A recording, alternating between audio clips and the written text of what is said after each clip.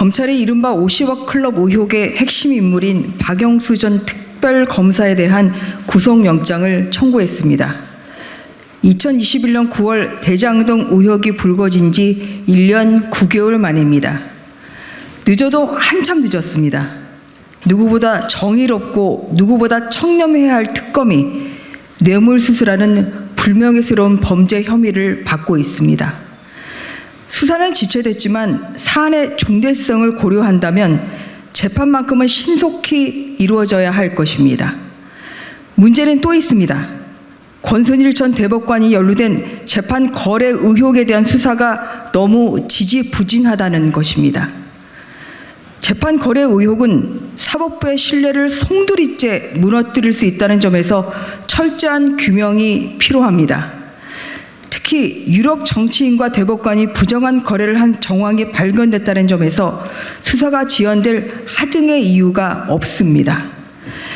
2020년 7월 대법원 전원합의처는 당시 경기도지사이던 이재명 대표가 2018년 6.13 지방선거 당시 TV토론회에서 친형 강제 입원 의혹을 부인한 혐의에 대한 상고심에서 벌금 300만 원을 선고한 원심을 파기하고 무죄 취지로 파기환송했습니다. 당시 권순일 대법관은 이 대표 무죄 판결의 캐스팅 보트 역할을 한 뒤 김만배 씨가 설립한 화천대유에 고문으로 들어가 매달 1,500만 원씩 총 1억 5천만 원을 받았습니다. 대법원의 면죄부 판결에 힘입어 이재명 대표는 경기지사직을 유지한 것은 물론 2022년 대통령 선거에 민주당 후보로 출마할 수 있었습니다. 김만배 씨는 이 대표 사건이 대법원에 회부되기 전후로 9차례 대법원을 방문했고 이 중 권순일 대법관실을 8차례 방문지로 적었습니다. 이재명 성남시장 덕분에 수천억 원의 이익을 챙긴 김만배 씨가 권순일 대법관에게 이재명 구명 로비를 하고 그 결과 이재명 무죄라는 희대의 엉터리 판결이 나왔다고 보는 것은 합리적 의심입니다. 이 의혹투성이에 면죄부 판결이 없다면 이재명 국회의원 그리고 이재명 당대표도 존재할 수 없었습니다.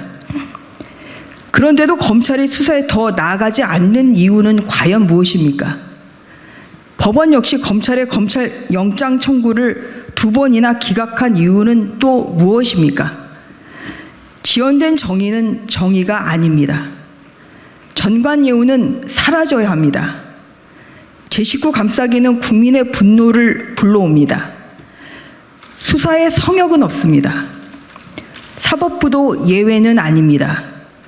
재판거래 의혹에 대한 검찰의 엄정한 수사를 촉구합니다.